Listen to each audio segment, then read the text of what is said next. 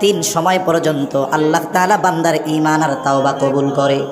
এক number time বলে কিয়ামতের আগে একবার পশ্চিম দিগন্তে সূর্য উঠবে।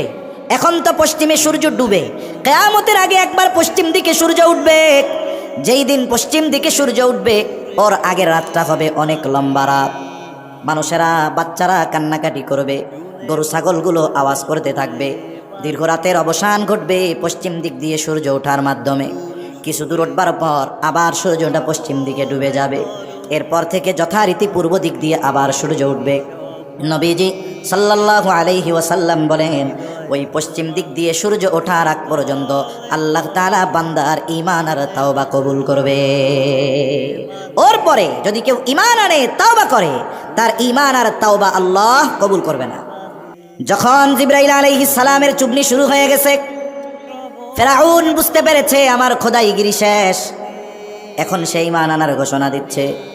সে আল্লাহ তাআলা কোরআনুল কারীমের মধ্যে বলেন, হাত্তা ইযা আদরাকাহুল গরাকু ক্বালা আমানতু আন্নাহু লা ইলাহা ইল্লাল্লাযী আমানাত বিহি বানু ইসরাঈলা ওয়া আনা মিনাল মুসলিমিন। ফেরাউন এবার বলে, আমি ঈমান আনলাম, আল্লাহ ছাড়া কোনো ইলাহ নাই। বনি ইসরাইল যার উপরে ঈমান এনেছে আমিও তার উপরে ঈমান আনলাম, আমি তো মুসলমানদেরই একজন। এত সুস্পষ্ট ঘোষণা, ঈমান আনার এই ঘোষণা দেওয়ার পরেও বলেন তো আল্লাহ তাআলা ফেরাউনের ঈমান কবুল করেছে নাকি? আরও জোরে বলেন, করেছে নাকি? কেন করে নাই? কারণ তিন সময় পর্যন্ত আল্লাহ তাআলা বান্দার ঈমান আর তাওবা কবুল করে। দুই নাম্বার সময় বলে গজব আসার আগে যদি ঈমান আনে আল্লাহ ঈমান কবুল করে। যেমন হযরত ইউনূস আলাইহিস সালামের সম্প্রদায় যেই দিন গজব আসবে ওই দিন ইউনূস আলাইহিস সালামের বাড়িতে গিয়া দেখে উনি নাই। কারণ গজবের খবর দেওয়ার পরে ওনার সম্প্রদায়ের অবাধ্যতার মাত্রা আরও বাইরে গেছে। উনি দেখলো এদের পরিবর্তনের কোনো সম্ভাবনা নাই, গজব তো আসবেই। আবার আল্লাহ তাআলা অতীতের অবাধ্য জাতিকে গজব দেওয়ার আগে ওই এলাকায় যাকে নবী হিসাবে আল্লাহ প্রেরণ করে দেন, নবীকে আগে নিরাপদ জায়গায় সরাইতেন, এরপরে আল্লাহ গজব দিতেন। এই দৃষ্টিকোণ থেকে অতীতের বিষয়গুলোকে সামনে এনে ইউনূস আলাইহিস সালাম আল্লাহ তাআলার পক্ষ থেকে নির্দেশ আসার আগে উনি এলাকা ছেড়ে চলে গেলেন। সকালবেলায় যখন ওনার অনুসারীরা, ওনার সম্প্রদায়ের লোক বাড়িতে গিয়া দেখে আজকে ইউনূস আলাইহিস সালাম নাই, কয়েকজনকে খুঁজতে পাঠাইছে, যাও একটু খুঁজা টুইজা দেখো আশেপাশে আছে নাকি। তারা চতুর্দিকে খুঁজে ফিরে এসে বলে, না, কোথাও কোনো খবর নাই। এইবার তাদের অন্তরের মধ্যে ভয় সৃষ্টি হয়ে গেল। এতকাল ইউনূসের উপরে এত জুলুম করেছি, এত যন্ত্রণা তাকে দিয়েছি, সে কখনো আমাদেরকে ছেড়ে যায় নাই। সত্যই মনে হয় গজব আসবে, এই জন্য গোসা হইয়া আমাদেরকে রাইখা সে চলে গেছে। তাদের মধ্যে ভয় কাজ করলো।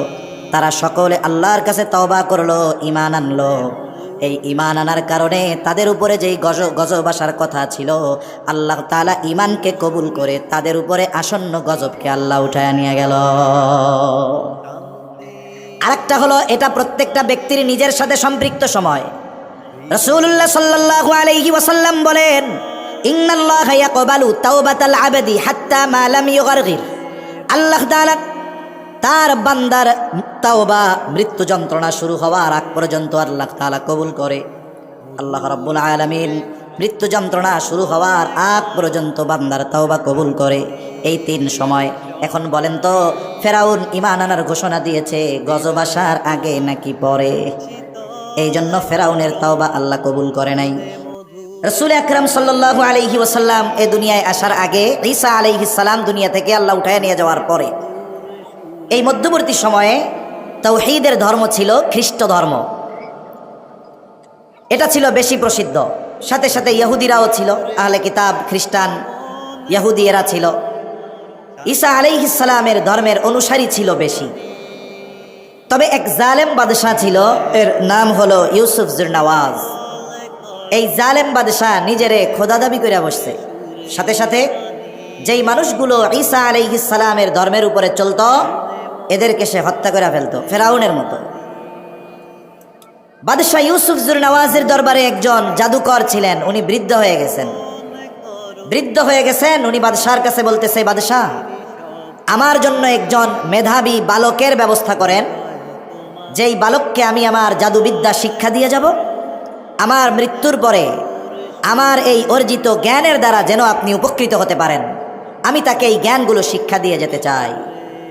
সারা দেশ খুঁজে একজন বালককে বাছাই করা হলো জাদুকরের থেকে জাদু শেখার জন্য। বালকের জন্য রাজ দরবারে বিশেষ ব্যবস্থা করা হলো, সব ব্যবস্থাপনা তার জন্য আছে। প্রতিদিন কিছু সময় সে জাদুকরের কাছে গিয়া জাদুবিদ্যা শিখে আসতো। তবে তার যাওয়ার পথে একজন খ্রিস্টান পাদ্রী ছিল, তার একটা জায়গা ছিল, ওই জায়গায় সে মানুষকে তাওহীদের দিকে ডাকতো, আল্লাহর পথে আহ্বান করত। কিছু মানুষ তার কাছেও যাইত। উৎসুক বালক চিন্তা করলো, আমার তো জাদুকরের কাছে যাওয়া ছাড়া শেখা ছাড়া আর কোনো কাজ নাই, আমি দেখি তো এই লোকটা মানুষকে কি শেখায়। ও এইবার ওই পাদ্রীর কাছেও যায়, জাদুকরের কাছেও যায়। পাদ্রীর বিষয়গুলাও তার খুব দিলে ধরছে। একটা সময় মোটামুটি আল্লাহর প্রতি সে ঈমান আনছে, কিন্তু সে বাদশার হাতে তো বাধা, এজন্য জাদুকরের কাছেও যায়, আবার এই পাদ্রীর কাছেও যায়। তবে দুইটা জিনিস থেকে যে কোনো একটা জিনিসই তো বাস্তবে হক হবে, ঠিক কিনা বলেন? একটাই তো সত্য হবে, তবে কোনটা সত্য সে সুনিশ্চিত হতে চায়, এটা তার মনের চাহাত। এই সুযোগও একদিন এসে গেল। একদিন সে যাচ্ছে, যাওয়ার পথে একটা বাঘ চলাচলের পথের উপরে বসে আছে, পথ ঘিরে বসে আছে একটা বাঘ। স্বাভাবিকভাবে যদি খেপা 2-4টা কুকুর রাস্তার মধ্যে থাকে, ওই রাস্তায় তো চলতে গিয়া ইয়া নাফসি পড়া লাগে, ঠিক কিনা বলেন? আর বাঘ যদি বসে থাকে অবস্থা কি হবে? মানুষ খুব চিন্তা এবং ভয়ের মধ্যে আছে, কেউ চলাচল করতে পারে না। এইবার এই বালক চিন্তা করলো, আজকে আমার পরীক্ষা করার একটা সুযোগ আসছে। বালকটা হাতের মধ্যে ছোট্ট একটা পাথর নিয়েছে। পাথরটা হাতে নিয়ে এসে চিন্তা করে আজকে পরীক্ষা হয়ে যাবে, কে হকের উপরে আছে, কে সত্যের উপরে আছে। এমনি তো ঈমান আনছে, কিন্তু তার ঈমানটা পাওয়ারফুল হওয়ার পথে এখন। সে এখন চিন্তা করে পরীক্ষা হয়ে যাবে যে কে বাস্তবে হকের উপরে আছে। হাতের ছোট্ট পাথরটা নিয়া বিসমিল্লাহ বলে বাঘের দিকে সে নিক্ষেপ করলো। আর মনে মনে চিন্তা করতেছে, যদি এই পাথরের আঘাতে বাঘ সরে যায় তাহলে পাদ্রীর ধর্ম হক, এ ব্যাপারে কোনো সন্দেহ নাই। এইবার সেই কথা চিন্তা করে পাথর নিক্ষেপ করে দিল যে কার ধর্ম, পাদ্রী কি হকের উপরে আছে কিনা। এইবার ছোট্ট পাথরটা বিসমিল্লাহ বলে যখন বাঘের দিকে নিক্ষেপ করেছে, ছোট পাথরের আঘাতে বাঘটা মারা গেছে। এইবার বালক সুনিশ্চিত যে পাদ্রী হকের উপরে আছে। পাদ্রীর কাছে গিয়া যখন বলেছে আজকের এই ঘটনা, আমি তো এই চিন্তা কইরা বাঘের দিকে পাথর নিক্ষেপ করেছি যে কে হকের উপরে আছে এটা বোঝার জন্য, নিশ্চিত হওয়ার জন্য। পাদ্রীর ধর্ম যদি সত্য হয়, পাথরের আঘাতে যেন বাঘ মারা যায়, এই নিয়ত কইরা বাঘের দিকে বিসমিল্লাহ কইয়া মারছি পাথর। এখন তো এই কথা বইলা মারার পরে বাঘটা মারা গেছে। এইবার পাদ্রী বুঝতে পেরেছে এই বালক ঈমানের সর্বোচ্চ স্তরে অবস্থান করতেছে, তার ঈমান কামেল হয়ে গেছে। পাদ্রী এবার ওই বালককে বলে, বালক তোমার ঈমান পূর্ণ হয়ে গেছে, অচিরেই তোমার সামনে কঠিন পরীক্ষা আসবে।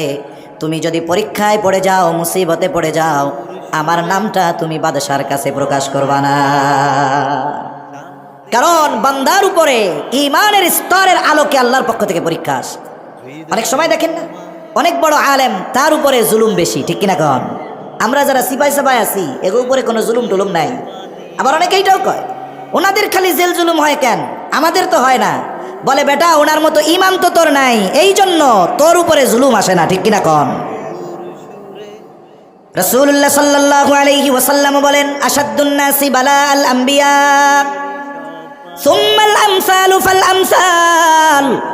সবচাইতে কঠিন পরীক্ষা হলো পয়গম্বর আলাইহিমুস সালামদের উপর, কারণ তারা ঈমানের দিক দিয়ে শীর্ষে, এই জন্য তাদের উপরে মুসিবত, পরীক্ষা সবচাইতে বড়। সুম্মাল আমসালু ফাল আমসাল, এরপরে যত স্তর নিচে যায় ঈমানের আলোকে তাদের উপরে মুসিবত আসে। পাদ্রী বলে, বালক তোমার ঈমান তো কামেল হয়ে গেছে, অচিরেই তুমি কঠিন পরীক্ষার সম্মুখীন হয়ে যাইবা। তোমার উপরে যখন মুসিবত আসবে, খবরদার তুমি আমার নামটা কিন্তু প্রকাশ করবা না। এইবার বালক রাজ দরবারে যেইখানে থাকতো, ওই বালকের সাথে বাদশার একজন মন্ত্রী থাকতো, উজির থাকতো, যে ছিল জন্মান্ধ। বালক এইবার ওই উজিরের সাথে সম্পর্ক ভালো, উজির চোখে দেখে না, তার বড় আফসোস, যাহারে এত সুন্দর দুনিয়ার নাজ নেয়ামত আমি চোখে দেখতে পাই না। তার খুব আশা যদি তার চোখটা ভালো হয়ে যাইত। বালক এইবার বলে, তোমার চোখ ভালো হয়ে যাবে যদি তুমি আমার কথা মাইনা নাও। এইবার ওই বালক ওই উজির রে বলতেছে, উজির তোমার চোখ ভালো হয়ে যাবে যদি তুমি আমার কথা মানো, আর বিষয়টা গোপন রাখবা, সাথে সাথে আল্লাহর উপরে ঈমান আনবা। বলে হ্যাঁ ঠিক আছে। এবার বাদশা ওই বালকটা আল্লাহর কাছে দোয়া করেছে, উজিরের চোখ ভালো হয়ে গেছে। উজির তো আল্লাহর প্রতি ঈমান আনছে, আর বলছে খবরদার তুমি বিষয়গুলো গোপন রাখবা। পরের দিন যখন উজির রাজ দরবারে গেছে, আগের দিন ছিল কানা, আজকে হয়ে গেছে বালা, সব দেখে। বাদশাহ ইউসুফ জুরনাওয়াজ উজিরে জিজ্ঞাসা করে, কি ব্যাপার, তুই না কালকে অন্ধ ছিলি, আজকে চোখে দেখোস কেমনে, তোর চোখ ভালো হইল কেমনে? বলে আমার আল্লাহ আমার চোখ ভালো করে দিছে। ইউসুফ জুরনাওয়াজ বলে, আমি তোর আল্লাহ, আমি তো তোর চোখ ভালো করি নাই, ক কোন আল্লাহ তোর চোখ ভালো করছে ক। এইবার জুলুম শুরু হয়ে গেছে। একটা সময় উজির বইলা দিছে, তোমার যে জাদু শিখতে যেই বালকটারে রাখছিলা, ওর নামটা ফাঁস করে দিছে যে ওর মাধ্যমে আমার চোখ ভালো হইছে, ও এক আল্লাহর উপরে ঈমান এনেছে, আমিও এক আল্লাহর উপরে ঈমান এনেছি।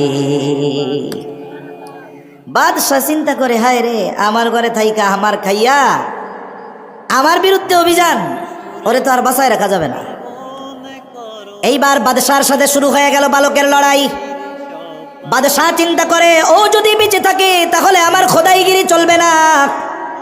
বাদশার সবচাইতে বড় প্রতিপক্ষে পরিণত হয়ে গেল এই বালক। কি করতে হবে? বলে এরে দুনিয়া থেকে শেষ করে দেওয়া লাগবে। এইবার এক গ্রুপ দিয়া তাকে হত্যা করার জন্য পাঠায়া দিছে পাহাড়ের উপরে। উঁচু পাথরের পাহাড় থেকে তাকে ফেলে দেওয়া হবে, সে নিচে পড়ে যাবে, পাথরের আঘাতে ছিন্ন বিচ্ছিন্ন হয়ে মারা যাবে। তা যারা নিয়ে গেছে তারে মারার জন্য আল্লাহ পাহাড়ের মধ্যে কম্পন সৃষ্টি করে দিছে, সবগুলা পইড়া মইরা শেষ। আল্লাহ তাআলা বালককে হেফাজত করছে। সুস্থ অবস্থায় বালক বাদশার দরবারে হাজির। বাদশাহ ওরে দেখা বলে, কিরে তোরে না মাইরা ফেলাইতে পাঠাইলাম, তুই এইখানে গে। বলে তোর সাথে যাদেরকে পাঠাইছিলাম তারা কই? বলে তারা সব শেষ, তুই বাঁচলি কেমনে? বলে আমাকে বাঁচিয়েছেন আমার আল্লাহ। যার যারে ভালো লাগে না তার কথা যদি ওর সামনে উচ্চারণ করেন, তাইলে দেখবেন যতবার নাম শুনবে ততবার কলিজার মধ্যে কেমন জানি আগুন জ্বলা উঠবে, ঠিক না? আগুন জ্বলা উঠবে। বাদশাহ আর এক গ্রুপকে দায়িত্ব দিছে, যাও ওরে সমুদ্রের মধ্যে ফালায়া দিয়ে আসবা, সমুদ্রের প্রাণীর খাবার হয়ে যাবে। এইবার এক গ্রুপ তারে নৌকা নিয়া গভীর সমুদ্রের মধ্যে চলে গেছে। আল্লাহ তাআলা সমুদ্রের মধ্যে ঢেউ উঠায়া দিয়েছে, ঝড় উঠায়া দিছে। যারা মারতে নিয়ে গেছে তারা সমুদ্রে পড়ে মরে শেষ। আল্লাহ তাআলা তাকে সুস্থ অবস্থায় তীরে পাঠায়া দিছে। কারণ আল্লাহু আকবার। সুস্থ অবস্থায় বালক বাদশার সামনে হাজির। বাদশাহ এবার বলে, কিরে তোরে না মারতে পাঠাইলাম, তুই এখন কিভাবে আসলি? আর তোরে যাদের সাথে পাঠাইছি তারা কোথায়? বলে তারা সব শেষ, তুই বাঁচলি কেমনে? বলে আমাকে বাঁচিয়েছেন আমার আল্লাহ। বাদশার সামনে যে নিজেরে খোদা দাবি করতেছে, ওর সামনে যখন আল্লাহর কথা বলবে তখন ওর তো আর সহ্য হবে না। ফেরাউনের কাছে যখন আল্লাহ তাআলা মূসা আলাইহিস সালাম আর হারুন আলাইহিস সালাম দুইজনের দায়িত্ব দিছে, যাও তোমরা, ফেরাউন তো সীমা লঙ্ঘন করে ফেলছে, তোমরা দুইজন গিয়া তার দাওয়াত দাও। সে নিজের রব দাবি করতেছে, তোমরা তাকে গিয়ে এক রবের দাওয়াত দাও। ফেরাউন আমি আপনি আল্লাহরে যত চিনি তার চাইতে বেশি ভালো চিনত ফেরাউন। এজন্য সে দিনের বেলা নিজে বলতো আনা রব্বুকুমুল আলা, আর রাতের বেলা পা উপরে দিয়া মাথা নিচে দিয়া আল্লাহরে কইতো, আল্লাহ আমি জানি তুমি রব, কিন্তু আমি দুনিয়া চাই। তাইলে ফেরাউন আমার আপনার চাইতে আরো ভালো চিনে না আল্লাহরে। এবার মূসা আর হারুন আলাইহিস সালাম দুইজন গিয়া দাওয়াত দিচ্ছে, এক রবের দাওয়াত। ওর ভাব ভঙ্গি কি, জবাব কি? বলে ক্বালা ফামার রব্বুকুমা ইয়া মূসা, হে মূসা তোমাদের রব সে আবার কে? তার মানে নিজে মানুষের সামনে নিজেকে রব দাবি করে, এক আল্লাহর কথা যখন তাকে বলা হয় তার আর সহ্য হয় না। ইউসুফ জুরনাওয়াজ যখনই বলে আমাকে বাঁচিয়েছেন আমার আল্লাহ, তার সহ্য হয় না। এইবার মারার নেশায় সে বিভোর। কোনো কোনো সময় জালেমের অবস্থা এমন হয়ে যায় জালেম যখন সর্বোচ্চ সীমা লঙ্ঘন করে ফেলে, প্রতিশোধের নেশায় উদ্বুদ্ধ হয়ে ওঠে, অনেক সময় ওই জালেম এমন সিদ্ধান্ত নেয় যেটা ওই জালেমের চূড়ান্ত পতনের কারণ হয়ে যায়। এর নজির 1000 বছর আগে যাওয়া লাগে না, অতীত নিকটে যদি আমি আপনি খেয়াল করি, এইরকম জালেমের চূড়ান্ত পতনের দৃষ্টান্ত আছে না নাই? আছে। আল্লাহ কুরআনুল কারীমে এরকম অনেক জালেমের পতনের দৃষ্টান্ত দিয়েছেন। এই যে ফেরাউনের অধপতনের যেই ধ্বংসের যেই ঘটনা আল্লাহ কোরআনে বয়ান করছে, যখন আল্লাহ তাআলা মূসা আলাইহিস সালামকে বললেন যে বনি ইসরাইলদের নিয়ে মিশর ছেড়ে চলে যাও, মূসা আলাইহিস সালাতু ওয়াস সালাম রাতের আধারে বনি ইসরাইলীদেরকে নিয়ে মিশর ত্যাগ করার উদ্দেশ্যে রওনা হয়ে গেলেন। পথ চলতে চলতে পৌঁছায় গেলেন লোহিত সাগরের পাড়ে। রাত এখনো শেষ হয়ে যায় নাই, নদী পার হওয়ার কোনো ব্যবস্থা নাই, সমুদ্র পাড়ি দেওয়ার কোনো ব্যবস্থা নাই। তারা সমুদ্রের পাড়ে অপেক্ষা করতেছে কখন দিনের আলো ফুটবে আর সমুদ্র পাড়ি দিয়ে অপর প্রান্তে যাবে, ফেরাউনের জুলুম থেকে তারা নিষ্কৃতি পাওয়া যাবে। অপর দিক দিয়া ফেরাউনের গোয়েন্দা বাহিনী ফেরাউনের খবর জানায় দিছে, ফেরাউন কাজ সারা। কি হয়েছে? বলে মূসা তো বনি ইসরাইলদেরকে নিয়ে মিশর সাইডা চলে যায়। শত্রু হাত ছাড়া হয়ে গেল, শত্রুরে ছাড় দেওয়া যাবে না। তাফসীরের মধ্যে আসছে 6 লক্ষ সশস্ত্র সৈন্য নিয়ে ফেরাউন পিছনে ধাওয়া করছে। এদিক দিয়া আস্তে আস্তে রাতের আধার কাটতেছে, দিনের আলো ফুটে উঠতেছে। ফেরাউন 6 লক্ষ সশস্ত্র সৈন্য নিয়ে বনি ইসরাইলদের ঘিরা ধরছে। অবস্থা এমনভাবে সৈন্যবাহিনীকে সে সুসজ্জিত করেছে, 3 দিক দিয়া ঘিরে ধরেছে। একদিকে সমুদ্র, হয়তো বনি ইসরাইলীরা ফেরাউন ও তার সৈন্য সামন্তের অস্ত্রের আঘাতে মরবে, অথবা সমুদ্রের পানিতে পড়া মরবে, বাঁচার কোনো উপায় নাই। এইরকমও আমাদের দেশের 3 দিকে 90 ফেরাউনের গোষ্ঠী আছে না নাই? আরো জোরে কোন আছে না নাই? 3 দিক দিয়া ঘিরে আছে, বলে পালাবা কোথায়? একদিকে বঙ্গোপসাগর। আমরাও বলি যেই আল্লাহ ফেরাউনের জুলুম থেকে বনি ইসরাইলদের সমুদ্র পাড়ি দেওয়ার ব্যবস্থা করে দিয়েছে, বলেন তো সেই রব এখনো আছে না নাই? বলে তোমাদের কি হবে? আমরাও বলি রব যা চায় তাই হবে। 3 দিক দিয়ে ঘিরে ধরছে, দিনের আলো ফুটে উঠছে, রাত কেটে গেছে। বনি ইসরাইলীরা এবার পেছন দিকে তাকায় দেখে যে ফেরাউন তার সৈন্যবাহিনী নিয়ে তাদের দিকে ধেয়ে আসতেছে। ফেরাউন তার বাহিনী নিয়ে তাদের দিকে ধেয়ে আসতেছে।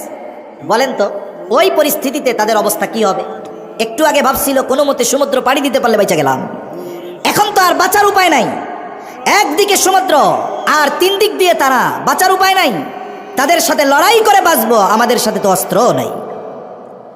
ওই অবস্থার কথা আল্লাহ তাআলা কোরআনুল কারীমের মধ্যে বর্ণনা করেন। সূরা শুআরার মধ্যে আল্লাহ তাআলা বলেন, ফালাম্মা তারাআল জামআনি ক্বালা আসহাবু মূসা ইন্না লামুদরাকুন।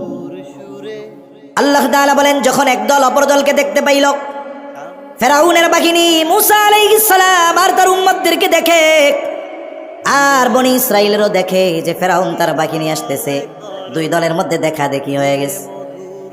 মূসা আলাইহিস সালামের উম্মতেরা এবার সর্বোচ্চ হতাশ। তারা চিন্তা করছে আমাদের আর কোনো বাঁচার উপায় নাই।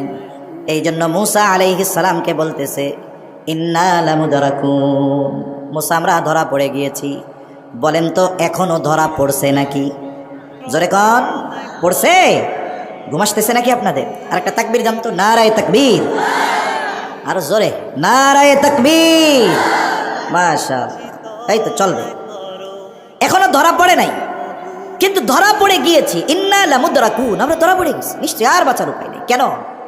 অনেক সময় অনেকে বিপদে পড়ে এলাকার মুরব্বীদের কাছে দৌড় দিয়ে আসে না, আইসা কি কয়, ও কাকা আমি মরেই গেছি, তুই বেটা মরলে কথা কস কেমনে? তার মানে তার সামনে যে বিপদ, এই বিপদটা এত ভয়াবহ, এটা যদি তার উপরে আসে তার বাঁচার কোনো উপায় নাই। আসন্ন বিপদের ভয়াবহতা অনুধাবন করে বিপদ আসার আগেই বলে আমরা মরে গেছি, ধরা পড়ে গেছি। মূসা আলাইহিস সালাম বনি ইসরাইলীদের নেতা, প্রত্যেকটি নবী তার উম্মতের নেতা। আমাদের নেতা মুহাম্মাদুর রাসূলুল্লাহ সাল্লাল্লাহু আলাইহি ওয়াসাল্লাম। মনে রাখতে হবে, নেতা নির্বাচনের ক্ষেত্রে সর্বোচ্চ সতর্কতা অর্জন করতে হবে, সর্বোচ্চ সতর্কতা রাখা জরুরি। কেন? বলে কিয়ামতের দিন শুধু আমাকে ডাকা হবে না, আমি হৃদয় দিয়ে যার নেতৃত্ব গ্রহণ করেছিলাম তাকে সহ আমাকে ডাকা হবে। আমি মূলত যাকে নেতা হিসাবে ধরেছি তাকে সহ আমাকে ডাকা হবে। আল্লাহ তাআলা বলেন, ইয়াউমা নাদউ কুল্লা উনাসিম বিইমামিহিম, প্রত্যেকটা মানুষকে তার নেতা সহ ডাকা হবে, ইমাম সহ ডাকা হবে। আমরা ইমাম বলতে তো মসজিদের ইমাম বুঝি, মূল নেতার কথা বাদ দেন। যদি শুধু আমার ইমাম সহ আমার ডাকে, আমাকে বাঁচার উপায় নাই, ঠিক কিনা বলেন? ইমাম প্রথমেই বলবে আমার ওজিফা বেতন ঠিক মতো দেয় নাই, আমাকে আমার মেম্বারে হক কথা কইতে দেয় নাই, আমাকে নেতা হইলাম কেমনি?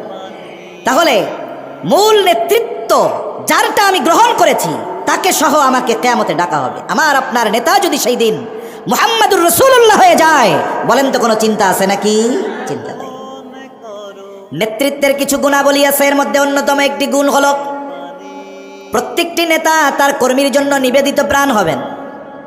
তার কর্মী, তার অনুসারীরা বিপদে পড়লে এই মুসিবতে রেখে তিনি পালিয়ে যাবেন না। কিন্তু আমরা দেখি যখন বিপদে পড়ে কর্মীরা সব মরে, নেতারা ইউরোপ আমেরিকায় গিয়া বিলাসী জীবনযাপন করে, ঠিক কিনা কম? কেন করে জানেন? খোঁজ নিয়ে দেখবেন আমাদের দেশে সবাই না, বিপুল সংখ্যক নেতাদের পরিবার দেশে থাকে না, সব বিদেশে। কোনো বড় বড় অধিকাংশ নেতার সন্তানেরা এই দেশে লেখাপড়াও করে না। কেন করে না জানেন? জানে ঢাকা ইউনিভার্সিটিতে যদি আমার ছেলেরে পড়তে দেয় ও সন্ত্রাস হবে, শিক্ষিত হবে না, ঠিক কিনা কম? এজন্য নেতাদের সন্তানদের পড়াবে বিদেশে, টাকা পয়সা যা করার দরকার সব বিদেশে করবে। জানে মুসিবত আসলে এগুলারে থুইয়া আমার ওই জায়গায় ভাগতে হবে। এজন্যই দেখেন না, পতন হওয়ার আগ থেকেই নেতারা হিজরত করা শুরু করে দিচ্ছিল, ঠিক কিনা বলেন? কিন্তু যারা অনুসরণকারী কর্মী, এরা এতটুকু চিন্তা কেন করে না?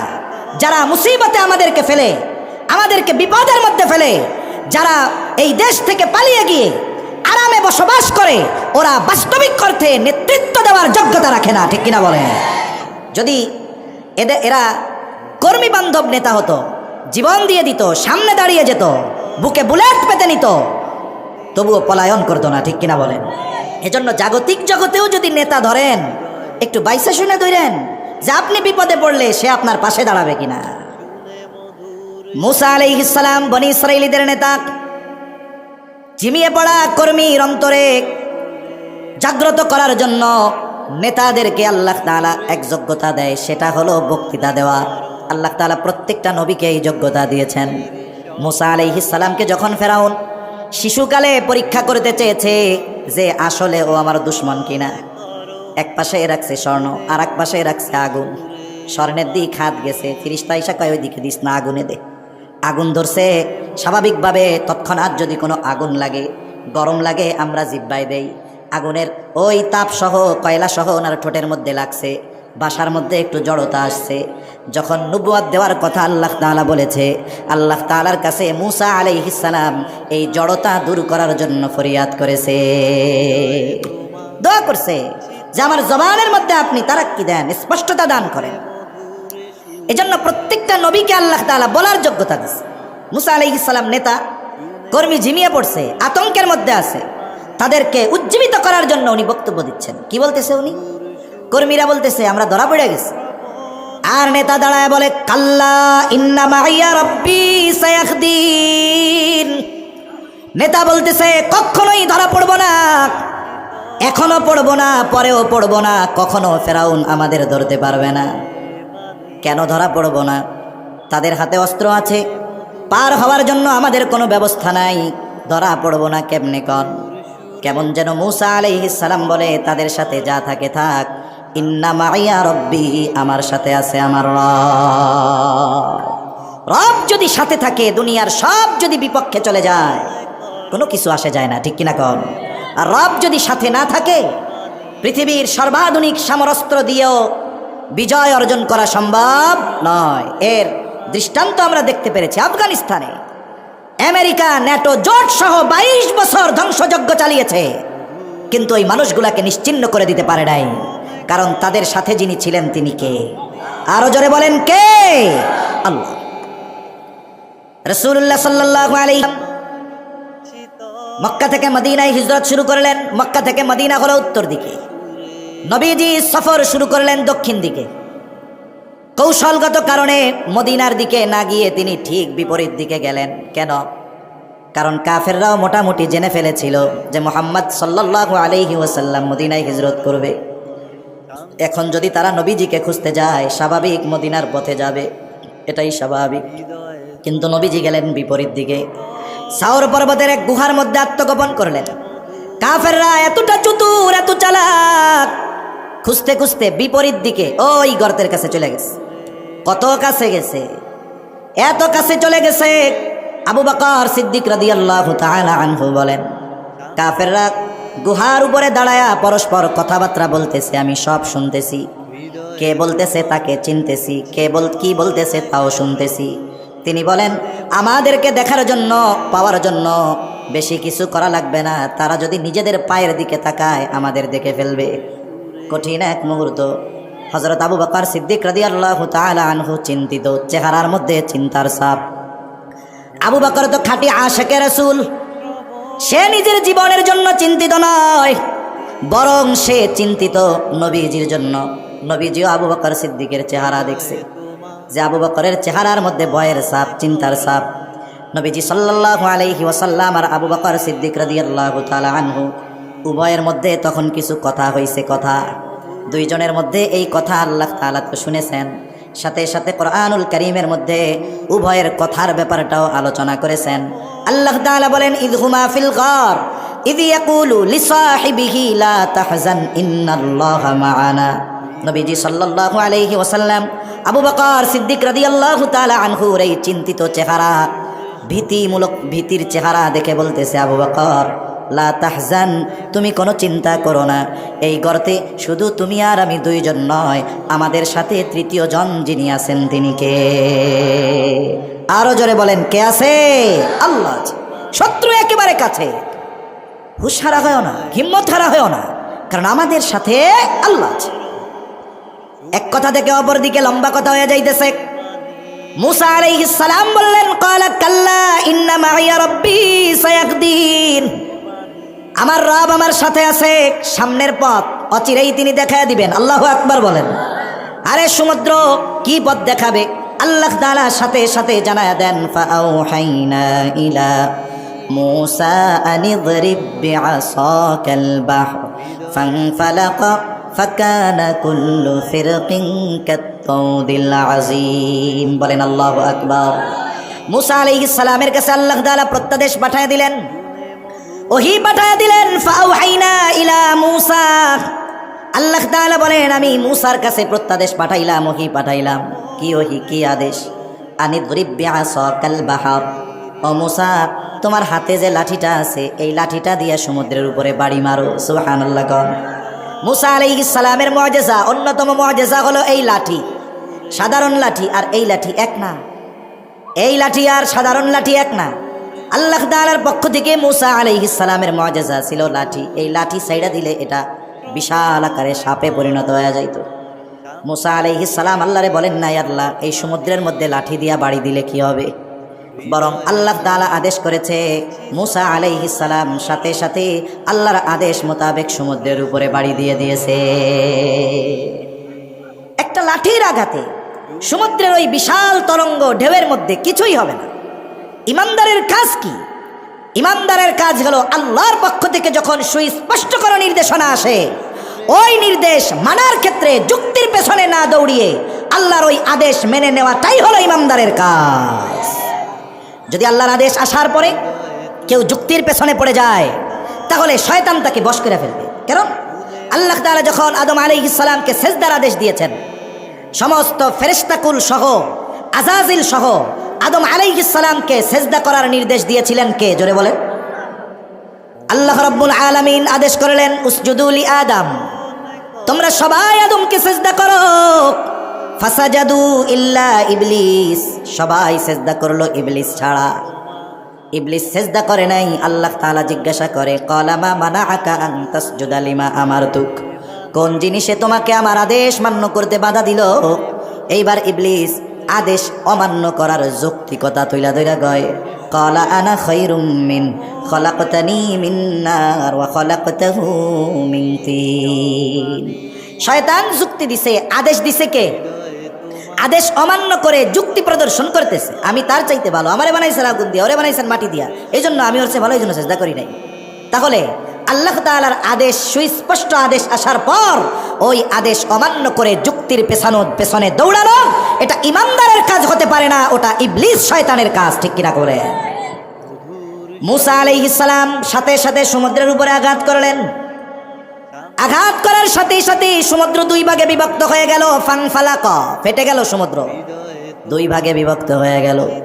ফাকানা কুল্লু ফিরকিন কাত্তাউদিল আযীম। দুই ভাগে শুধু ফেটে গেছে এমনটা নয়, বরং দুই দিক থেকে দুই ভাগ উঁচু হয়ে পাহাড় সাদৃশ্য উঁচু দেয়ালের ন্যায় হয়ে গেল।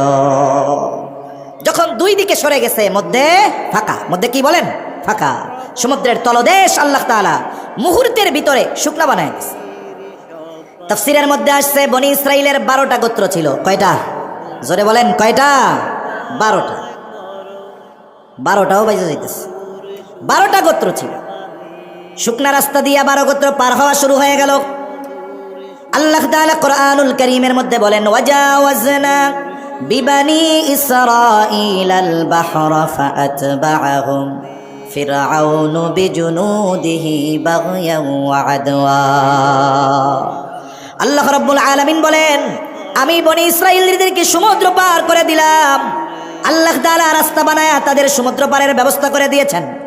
যখন তারা মাঝ রাস্তা অতিক্রম করেছে, আর ফেরাউন তার সৈন্যবাহিনী নিয়ে রাস্তার গোড়ায় আসছে, আইসা দেখে সুন্দর এক বিশাল রাস্তা, শুকনা ঠনঠনা রাস্তা। ফেরাউন খুব ভালো মতো জানে যে এই রাস্তা দিয়ে বনি ইসরাইলীরা নিরাপদ গন্তব্যে চলে যাবে। তাদের জন্য এই রাস্তা যেমন নিরাপদ, তার চাইতে এই রাস্তা আমার জন্য বেশি বিপদ। এরপরেও কি করলো ফেরাউন? বোঝার পরেও, জানার পরেও কি করলো? আল্লাহ তাআলা বলেন, ফাআতবাআহুম ফিরআউনু বিজুনুদিহি বাগয়াও ওয়া আদওয়া। ওই যে বলতেছিলাম, মানুষ যখন সীমা লঙ্ঘন করে, প্রতিশোধ পরায়ণ হয়ে যায়, তখন সে তার কাজ কর্মের ফলাফল কি হতে পারে এটা চিন্তা করে না। আল্লাহ তাআলা বলেন, ফাআতবাআহুম ফিরআউনু বিজুনুদিহি বাগয়াও ওয়া আদওয়া। এইবার এই রাস্তা দেখা ফেরাউন তার সৈন্য সামন্ত সহ তার অনুসারীরা সহ বনি ইসরাইলদের পেছনে অনুসরণ করা শুরু করলো। কেন? আল্লাহ বলেন, বাগয়াও ওয়া আদওয়া। সীমা লঙ্ঘন করে শত্রুতাবশত বনি ইসরাইলীদেরকে সমূলে নিশ্চিহ্ন করে দেওয়ার নেশায়, হত্যার নেশায়, রক্তের নেশায় যখন সে তার সৈন্য সামন্ত সহ বনি ইসরাইলীদের পেছনে অনুসরণ করা শুরু করছে, মুসা আলাইহিস সালাম তার উম্মতদেরকে নিয়ে ওই পাড়ে উঠে গেছে, আর ফেরাউন তার বাহিনী নিয়ে পৌঁছায় গেছে মাঝ দরিয়ায়। বলেন তো, রাস্তা আল্লাহ যাদের জন্য বানাইছে তাদের ব্যবহার শেষ, এখন আর রাস্তার দরকার আছে? জোরে বলেন, আছে? নেই। আল্লাহ তাআলা পানিকে আদেশ করলেন, পানি তুমি আগের অবস্থায় ফিরে যাও। আল্লাহ তাআলা হলেন এমন এক মহান সত্তা, যখন তিনি কোনো কিছু ইচ্ছা করেন শুধু বলেন হও, সেটা তৎক্ষণাৎ হয়ে যায়। আল্লাহ তাআলা, ইন্নামা আমরুহু ইযা আরাদা শাইআন আন ইয়াকুলা লাহু কুন ফায়াকুন। আল্লাহ তাআলা যখন কিছু ইচ্ছা করেন, যখন কিছু করতে চান, শুধু বলেন কুন, হও, ফায়াকুন, সেটা তৎক্ষণাৎ হয়ে যায়। বলেন আল্লাহু আকবার। আল্লাহ তাআলা পানিকে আদেশ দিলেন, পানি তুমি আগের অবস্থায় ফিরে যাও। এইবার দুই দিকের ওই উঁচু পাহাড় সাদৃশ্য দেয়ালের ন্যায় পানি একসাথে ফেরাউন আর তার বাহিনীর উপরে পড়ছে। এমন ভাবে পড়ছে, একটা সৈন্য নিচের থেকে উপরে আসতে পারে নাই, সব জায়গায় শেষ। কিন্তু আল্লাহ তাআলা ফেরাউনকে সহজে ছাড়বে না। আল্লাহ রাব্বুল আলামিন জিবরাইল আলাইহিস সালাম রে পাঠায়া দিছে, একবারে সমুদ্রের তল থেকে এক টান দিয়া উপরে উঠায় আনছে। চুবনি শুরু হয়ে গেছে। কি শুরু হয়েছে? জোরে কন। চুবনি শুরু হয়েছে। বৃষ্টি আসে? আর একটু আসুক, যদি বেশি আসে আমি কি থাকবো? বৃষ্টি যদি আসেই আপনারাও যাবেন, আমিও যাবো গা। তাইলে ওই ভাগা যেই বৃষ্টিতে লাগবে, ওই ভাগার মতো বৃষ্টি আগে আসুক, এরপরে ভাগি, নাকি কন? এইটুক সিটা বৃষ্টি দেখে যদি নড়াচড়া আর আমাকে শুরু হয়ে যায়, তাহলে তো কাম হইল না। আর বেশি রাত্রেও করবো না। বৃষ্টি ঘন হলে, বেশি বৃষ্টি হলে তো আপনাদের কষ্ট দিব না ইনশাআল্লাহ। একটু কথা শুনি। এবার সমুদ্রের তলদেশ থেকে এক টানে ফেরাউনের উপরে উঠে আনছে। চুবনি শুরু হয়েছে। আমাদের দেশে মাঝে মধ্যে মুরগিরে জিমানিতে ধরে, দেখছেন না? জিমানি সহজে যায় না, তখন মুরগিরে ধরে নিয়ে পানির মধ্যে চুবনি মারে। 3-4 চুবনি পুকুরের মধ্যে দেওয়ার পরে মুরগিটারে ছাইড়া দিলে, এইবার ফেরাউনরে নিয়ে আসছে উপরে। ওই রকম চুবনি দেওয়া শুরু হয়েছে। যেমন 10 চুবনি খাওয়ার পরে মুরগির ওম ভাঙা যায়, মুরগি এক ঝাড়া দিয়া কয় এখন আমি ঠিক হয়ে গেছি। যখন জিবরাইল আলাইহিস সালামের চুগনি শুরু হয়ে গেছে, ফেরাউন বুঝতে পেরেছে আমার খোদাইগিরি শেষ। এখন সে ঈমান আনার ঘোষণা দিচ্ছে। সে আল্লাহ তাআলা কোরআনুল কারীমের মধ্যে বলেন, হাত্তা ইযা আদরাকাহুল গরাকু ক্বালা আমানতু আন্নাহু লা ইলাহা ইল্লাল্লাযী আমানাত বিহি বানু ইসরাঈলা ওয়া আনা মিনাল মুসলিমিন। ফেরাউন এবার বলে, আমি ঈমান আনলাম, আল্লাহ ছাড়া কোনো ইলাহ নাই। বনি ইসরাইল যার উপরে ঈমান এনেছে আমিও তার উপরে ঈমান আনলাম। আমি তো মুসলমানদেরই একজন। এত সুস্পষ্ট ঘোষণা, ঈমান আনার এই ঘোষণা দেওয়ার পরেও বলেন তো আল্লাহ তাআলা ফেরাউনের ঈমান কবুল করেছে নাকি? আরো জোরে বলেন, করেছে নাকি? কেন করে নাই? কারণ 3 সময় পর্যন্ত আল্লাহ তাআলা বান্দার ঈমান আর তাওবা কবুল করে। 1 নাম্বার টাইম বলে কিয়ামতের আগে একবার পশ্চিম দিগন্তে সূর্য উঠবে। এখন তো পশ্চিমে সূর্য ডুবে, কিয়ামতের আগে একবার পশ্চিম দিকে সূর্য উঠবে। যেই দিন পশ্চিম দিকে সূর্য উঠবে ওর আগের রাতটা হবে অনেক লম্বা রাত। মানুষেরা, বাচ্চারা কান্নাকাটি করবে, গরু ছাগলগুলো আওয়াজ করতে থাকবে। দীর্ঘ রাতের অবসান ঘটবে পশ্চিম দিক দিয়ে সূর্য ওঠার মাধ্যমে। কিছু দূর উঠবার পর আবার সূর্যটা পশ্চিম দিকে ডুবে যাবে। এরপর থেকে যথারীতি পূর্ব দিক দিয়ে আবার সূর্য উঠবে। নবীজি সাল্লাল্লাহু আলাইহি ওয়াসাল্লাম বলেন, ওই পশ্চিম দিক দিয়ে সূর্য ওঠার আগ পর্যন্ত আল্লাহ তাআলা বান্দার ঈমান আর তাওবা কবুল করবে। ওর পরে যদি কেউ ঈমান আনে, তাওবা করে, তার ঈমান আর তাওবা আল্লাহ কবুল করবে না। 2 নাম্বার সময় বলে গজব আসার আগে যদি ঈমান আনে আল্লাহ ঈমান কবুল করে। যেমন হযরত ইউনূস আলাইহিস সালামের সম্প্রদায় যেই দিন গজব আসবে ওই দিন ইউনূস আলাইহিস সালামের বাড়িতে গিয়া দেখে উনি নাই। কারণ গজবের খবর দেওয়ার পরে ওনার সম্প্রদায়ের অবাধ্যতার মাত্রা আরো বাইরে গেছে। উনি দেখলো এদের পরিবর্তনের কোনো সম্ভাবনা নাই, গজব তো আসবেই। আবার আল্লাহ তাআলা অতীতের অবাধ্য জাতিকে গজব দেওয়ার আগে ওই এলাকায় যাকে নবী হিসাবে আল্লাহ প্রেরণ করে দেন, নবীকে আগে নিরাপদ জায়গায় সরাইতেন, এরপরে আল্লাহ গজব দিতেন। এই দৃষ্টিকোণ থেকে অতীতের বিষয়গুলোকে সামনে এনে ইউনূস আলাইহিস সালাম আল্লাহ তাআলার পক্ষ থেকে নির্দেশ আসার আগে উনি এলাকা ছেড়ে চলে গেলেন। সকালবেলায় যখন ওনার অনুসারীরা, ওনার সম্প্রদায়ের লোক বাড়িতে গিয়া দেখে আজকে ইউনূস আলাইহিস সালাম নাই, কয়েকজনকে খুঁজতে পাঠাইছে, যাও একটু খুঁজা টুইজা দেখো আশেপাশে আছে নাকি। তারা চতুর্দিকে খুঁজে ফিরে এসে বলে, না, কোথাও কোনো খবর নাই। এইবার তাদের অন্তরের মধ্যে ভয় সৃষ্টি হয়ে গেল। এতকাল ইউনূসের উপরে এত জুলুম করেছি, এত যন্ত্রণা তাকে দিয়েছি, সে কখনো আমাদেরকে ছেড়ে যায় নাই। সত্যই মনে হয় গজব আসবে, এই জন্য গোসা হইয়া আমাদেরকে রাইখা সে চলে গেছে। তাদের মধ্যে ভয় কাজ করলো। তারা সকলে আল্লাহর কাছে তওবা করলো, ঈমান আনলো। এই ঈমান আনার কারণে তাদের উপরে যেই গজব আসার কথা ছিল, আল্লাহ তাআলা ঈমানকে কবুল করে তাদের উপরে আসন্ন গজবকে আল্লাহ উঠায় নিয়ে গেল। আরেকটা হলো, এটা প্রত্যেকটা ব্যক্তির নিজের সাথে সম্পৃক্ত সময়। রাসূলুল্লাহ সাল্লাল্লাহু আলাইহি ওয়াসাল্লাম বলেন, ইন্নাল্লাহা ইয়াকবালু তাওবাতাল আবদি হাত্তা মা লাম ইউগারগির। আল্লাহ তাআলা তার বান্দার তাওবা মৃত্যু যন্ত্রণা শুরু হওয়ার আগ পর্যন্ত আল্লাহ তাআলা কবুল করে। আল্লাহ রাব্বুল আলামিন মৃত্যু যন্ত্রণা শুরু হওয়ার আগ পর্যন্ত বান্দার তাওবা কবুল করে, এই 3 সময়। এখন বলেন তো, ফেরাউন ঈমান আনার ঘোষণা দিয়েছে গজব আসার আগে নাকি পরে? এই জন্য ফেরাউনের তাওবা আল্লাহ কবুল করে নাই। যেই কথা থেকে গেলাম, প্রথমে বাদশাহ ইউসুফ জুরনাওয়াজের যেই ঘটনা বলতেছিলাম, যে যখন মানুষ প্রতিশোধ পরায়ণ হয়ে যায়, সীমা লঙ্ঘন করে বসে, রক্তের নেশা যখন সে পেয়ে বসে, এমনও কিছু কাজ সে করে বসে, ওই কাজের পরিণতি তার কি হতে পারে সেটা সে চিন্তাও করে না। এইবার ইউসুফ জুরনাওয়াজ তো বালকটারে মারার জন্য পেরেশান, কেমনে হত্যা করা যায়। বালকটা এবার বলতেছে, বাদশাহ তুমি নিজের পদ্ধতি অবলম্বন করে আমাকে মারতে পারবা না। আমারে যদি মারতে হয় তাহলে আমার পদ্ধতি অনুযায়ী তোমার মারতে হবে। বাদশার চিন্তা হলো, ওরে মারতে পারলে রাস্তা ক্লিয়ার, কিন্তু মারলে কি পরিণতি হতে পারে এটা আর চিন্তা করে নাই। এইবার বলে, বলো তোমারে কেমনে মারা যাবে। বলে, নির্দিষ্ট দিন দেশের সব মানুষকে তুমি এক জায়গায় একত্রিত করবা, সবাই উপস্থিত থাকবে, তাদের মধ্যে আমি দাঁড়ায় থাকবো ফাঁকা জায়গায়, চতুর্দিকে মানুষ থাকবে, আমারে দেখবে। আর তোমার জল্লাদ আমার দিকে তীর নিক্ষেপ করবে, তবে শর্ত হইল বিসমিল্লাহি বিরাব্বিল গোলাম, এই কথা বলে তীর মারতে হবে। বাদশাহ চিন্তা করলো, এই কথায় বইলা তীর মারলে ও যদি মইরা যায় তাহলে তো ভালো, রাস্তা ক্লিয়ার হয়ে গেল। নির্ধারিত দিন, হাজারো লাখো মানুষের উপস্থিতি, একেবারে দুধের বাচ্চা নিয়ে মা চলে আসছে, কারণ সকলের মুখে মুখে ঘটনা বাদশার সাথে এই বালকের এই লড়াই। সবাই চলে আসছে, মধ্য জায়গায় যুবক দাঁড়ানো, সবার দৃষ্টি কি ঘটনা ঘটতেছে। এইবার জল্লাদ বিসমিল্লাহি বিরাব্বিল গোলাম বইলা তীর মাইরা দিল বালকের দিকে। তীরটা তার গায়ে গিয়া লাগলো, বালক জমিনের উপরে লুটায় পড়ে গেল, মারা গেল, শহীদ হয়ে গেল। তীর মারছে কি বইলা? বলে আল্লাহর নামে তীর মারতেছি। বলে কোন আল্লাহ? বলে এই বালকের রব আল্লাহর নামে তীর মারতেছি। এই কথা বলে তীর মারার সাথে সাথে বালক যখন জমিনের উপরে লুটিয়ে পড়ে গেছে, শহীদ হয়ে গেছে, উপস্থিত সব মানুষ সমস্বরে ঘোষণা দিয়া দিল আমানতু বিরাব্বিল গোলাম। প্রত্যেকেই বলতেছে আমিও এই বালকের রবের উপরে ঈমান আনলাম। এখন বলেন তো, তীরের আঘাতে এই বালক মারা গেছে, তবে এই বালক কি হেরে গেছে নাকি?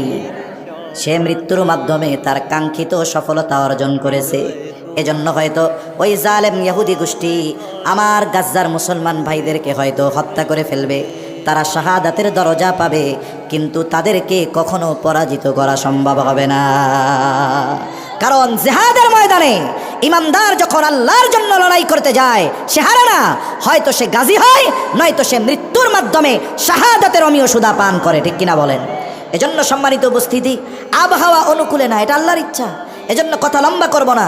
আমি আরও কিছু কথা বলার নিয়ত করছিলাম, কিন্তু পরিবেশ পরিস্থিতি, লম্বা কথা দরকার নাই। শিক্ষা শুধু এতটুকুই নিয়ে রাখি যে আমরা যদি দ্বীনের জন্য, ইসলামের জন্য, আল্লাহর জন্য জালেমের সাথে লড়াই করে মরেও যাই, হয়তো মৃত্যু হবে, কিন্তু আমরা পরাজিত হব না। এজন্য আমাদের প্রস্তুতি নিতে হবে, নিজেদের মধ্যে অনৈক্য দূর করে ঐক্যের যেই দেয়াল, এটা গড়ে তুলতে হবে। আমাদের মধ্যে যেই অনৈক্যের বীজ, এটাকে উপড়ে ফেলতে হবে, ঐক্যের বীজ বপন করতে হবে। আমরা এক কালিমার ভাই, 250 কোটি মুসলমান, আমরা যদি আল্লাহর জন্য, দ্বীনের জন্য একত্রিত হই, আমরা যদি আওয়াজ তুলি, আমরা যদি লড়াইয়ের জন্য প্রস্তুত হয়ে যাই, কারণ আমরা তো জানি আমরা যদি জিহাদের ময়দানে, যুদ্ধের ময়দানে আল্লাহর জন্য লড়াই করে মরে যাই, আমরা হেরে যাব না। ঠিক কিনা বলেন? ওরা সম্পদের জন্য, টাকার জন্য, ক্ষমতার জন্য লড়াই করে, আর ইমানদার আল্লাহর জন্য লড়াই করে, এবং এই জন্যই তারা জিতলে গাজী, মরলে হয় শহীদ। ঠিক কিনা বলেন? এজন্য সম্মানিত উপস্থিতি, গাজা করে অমানবিক যেই নির্যাতন চালিয়ে যাচ্ছে, এই পৃথিবীর যত দেশ আছে তাদের মধ্যে যারা সর্বোচ্চ সমর্থন দিয়ে সহযোগিতা করতেছে অস্ত্র দিয়ে, ওই দোসর আমাদের চতুর্দিকে, 3 দিকে আছে না নাই? জোরে বলেন, আছে না নাই? এজন্য আমাদেরকে এবং আমাদের আগামী প্রজন্মকে এই নব্য ইসরায়েলি যারা আছে এদের সাথে হয়তো লড়াইয়ের ময়দানে যাওয়া লাগতে পারে। এজন্য এখন থেকেই মানসিকভাবে আমরা নিজেরা ও আগামী প্রজন্মকে প্রস্তুত করব তো ইনশাআল্লাহ। আল্লাহ সুবহানাহু ওয়া তাআলা তৌফিক দান করেন, সকলে বলি আমিন। আল্লাহ তাআলা, আল্লাহ রাসূল সাল্লাল্লাহু আলাইহি ওয়াসাল্লাম বলেছেন, কিয়ামতের আগে কাফেররা তোমাদেরকে ঘিরে ধরবে। কেমনে? বলে যেমনিভাবে খাবারের দিকে মানুষ চতুর্দিকে ঘিরে খাবারকে গ্রাস করে নিতে চায়, ওই রকমভাবে কাফেররাও তোমাদের গ্রাস করে নিতে চাবে। সাহাবায়ে কেরাম বলল, ইয়া রাসূলুল্লাহ, আমরা কি সংখ্যায় তখন কম হব? নবীজি বললেন, না, কম হবা না। তবে কেন এরকম অবস্থা হবে? 2টা জিনিসের কারণে।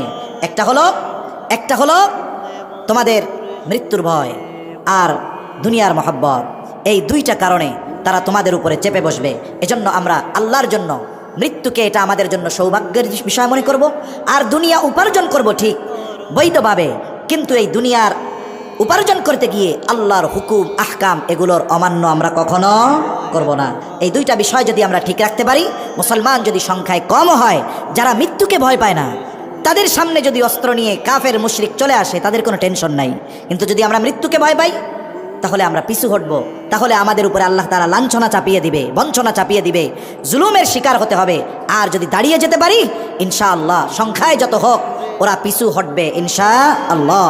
আর এরা যত জুলুম করুক না কেন, চূড়ান্ত বিজয় মুসলমানদের হবে, এটা আল্লাহর ঘোষণা, আল্লাহর রসুলের ঘোষণা। আজ অথবা কাল হয়তো সেই বিজয় আমরাও দেখতে পারি, না হলে আমাদের পরবর্তী প্রজন্মের মাধ্যমে হবে।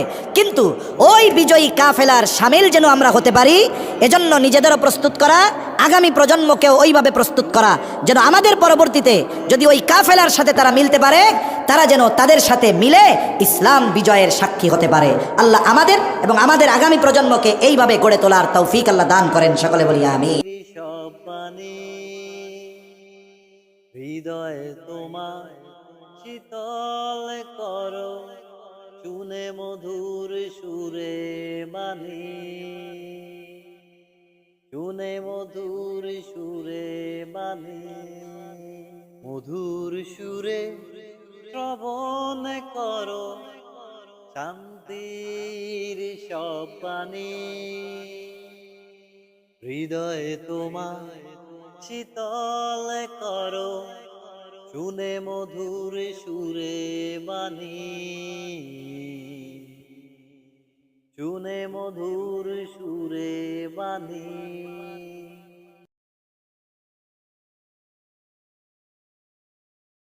মধুর সুরে শ্রবণ করো শান্তির সব বাণী,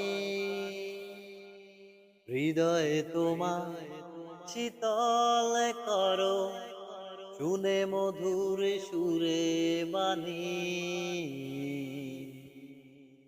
শুনে মধুর সুরে বাণী, মধুর সুরে শ্রবণ করো শান্তির সব বাণী, হৃদয়ে তোমার শীতল করো, শুনে মধুর সুরে বাণী, শুনে মধুর সুরে বাণী, মধুর সুরে শ্রবণ করো শান্তির সব বাণী,